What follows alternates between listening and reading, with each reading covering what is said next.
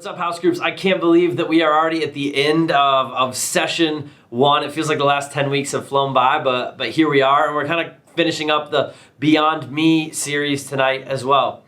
On Saturday, my Uncle Mike came over and helped me cut down like a giant dead tree in our backyard, and my oldest two kids could not possibly be bothered to work on a Saturday, but the twins were really excited about it. And as soon as we got the tree down, they ran out and helped us pick up all the branches and all the sticks, and they worked pretty hard. And while we were doing it, Tommy noticed that Uncle Mike had a hole in his glove, and he was like, "Oh, you have a hole in your glove, you have a hole in your glove." And my uncle was like, "Oh yeah, it's an old glove," and didn't really think anything of it until later. After we were done, my uncle gave each of them $1 for being good helpers, and they were so fired up, because $1 when you're 5 is like the greatest thing you could possibly get. And I ended up taking them to the Dollar Tree to pick out, whatever they wanted for $1. And they ran in, and Billy went straight to the toys, and we were kind of wandering around for a little bit. And all of a sudden, I noticed that Tommy had picked up a pair of gloves. And he told me, "I got to get gloves for Uncle Mike because his glove had a hole in it."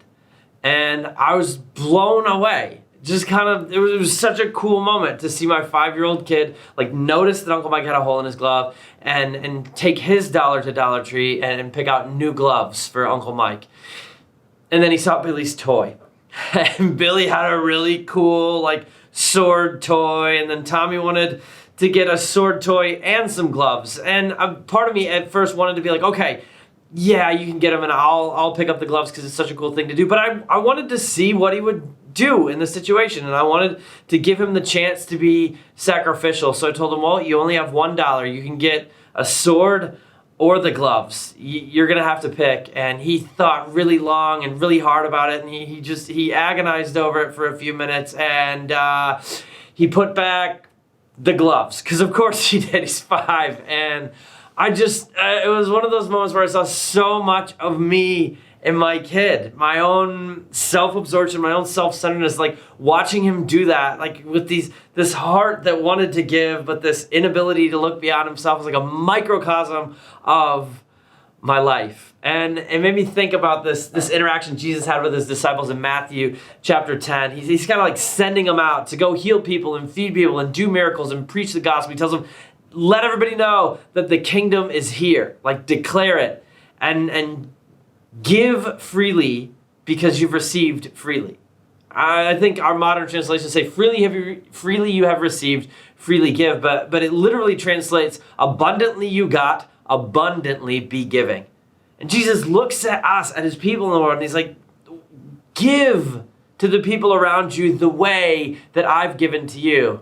Jesus who died on a cross, who gave his life for you and me when we didn't deserve it, when we'd done nothing to deserve it, is asking us to come to the people around us with the same approach that he approached us with. This incredible, abundant generosity. He calls us to love the way that we've been loved. I think the great task of the church in the world is to take what Jesus did when he was here in a body and then embody that in our lives, work it out in our lives. But so often, I don't know if you guys are anything like me, it's a whole lot easier to be like Tommy, to have really great intentions and to want to give, but then when push comes to shove, to just kind of close our hands back around all that stuff, because it's hard to live and think and give beyond me. But I wonder what the world would be like if we did. What would change in our lives, in our city, in the lives of the people we're crashing into on a regular basis if we treated the people around us the way Jesus treated us? I'm convinced that as hard as it would be to do, it'd be so beautiful. I think some of the greatest times in our lives, sometimes the happiest we are, is when we're giving love generously, because that's when we look most like Jesus. That's when we're most alive, because that's what we were created to be. And I think if we do that, I'm convinced we'll be able to write a better story for our broken world.